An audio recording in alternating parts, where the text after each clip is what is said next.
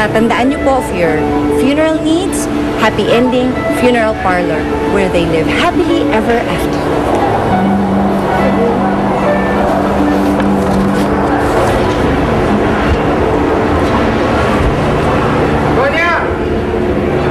Oh, Joel, ikaw pala. Babalik ka ba sa punerarya niyo? Sama ka sa akin, may de-deliver akong corona dun eh. Hindi pa kasi bibili pa ako ng kandila dyan sa loob. Hintayin na kita. Sige. Kamusta ka na? Dumalaw ako sa inyo kahapon, umalis ka daw eh.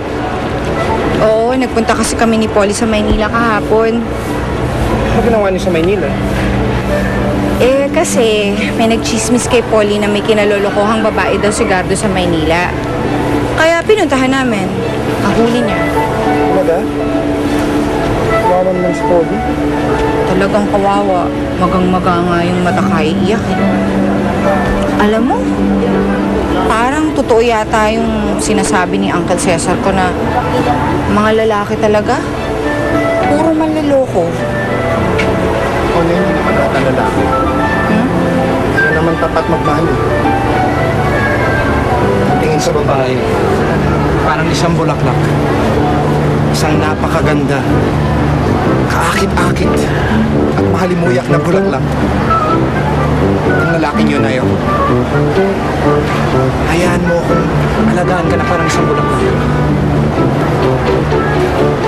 Gusto ko paramdam sa iyong init ng aking pag-ibig. Kasing init ng araw. Kasing presko ng simoy ng hangin. Didiligan ko lagi ang nakuha mong mga petals. Shoma! What do you mean may paraan? Paraan? Ganito, gusto mo sumama ka sa akin? Lalay kita dito, lalay kita sa lahat, lalay kita sa kanilang lahat.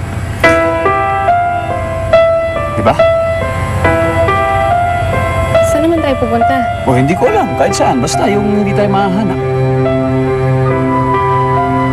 Come on, Nikki. Diba? You know, deep in your heart, you know, this is the right thing to do. Come on. Okay? Okay? Ikaw, ang balas.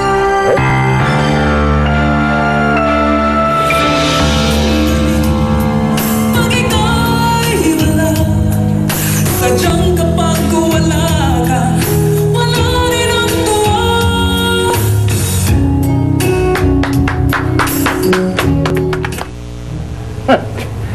Hindi mo sinabi sa akin may show pala rito.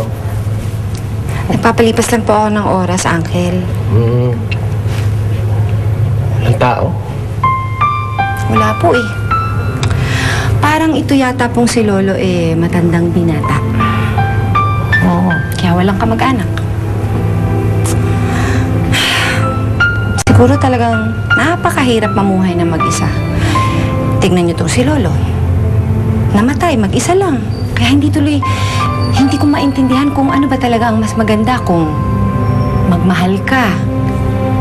Pero nandyan naman yung mabibigo ka at iiyak ka. O yung wag ka na talagang magmahal. Pero ganyan, mamumuhay at mamamatay kang mag-isa. Ang lungkot. Ay, nako, Tonya. Ako, ano man ang mangyari, isang bagay lang ang sigurado ako. Hindi ka mag-iisa. Noon, ngayon, bukas. Kasi, lagi lang ako nandito sa tabi mo. At kahit na hindi ako itay mo, sumalangit naman ang kaluluwa. Siya naman. At kaisa-isahan akong kapatid ng inay mo. Sumalangit naman ang kaluluwa. Siya naman. Daanan ko lang yung mga tickets dyan sa agency. Oo, sige. Yung hotel, okay na? Oo, pinakamalaking kwarto. Sige. Okay, thank you. Bye-bye. Alis ka? Kasama mo si Nikki sa pag-alis mo? Nakapag-desisyon na siya. Kenneth, malaking skandalo yung gagawin mo. Alam na ng lahat ng tao tungkol sa kasal namin. Mapapahiya ang papa. Ang papa? Ang papa na naman si Nikki.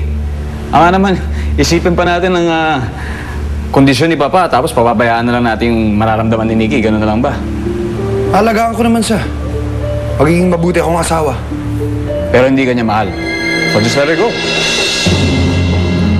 Kenneth, pag-usapan natin to.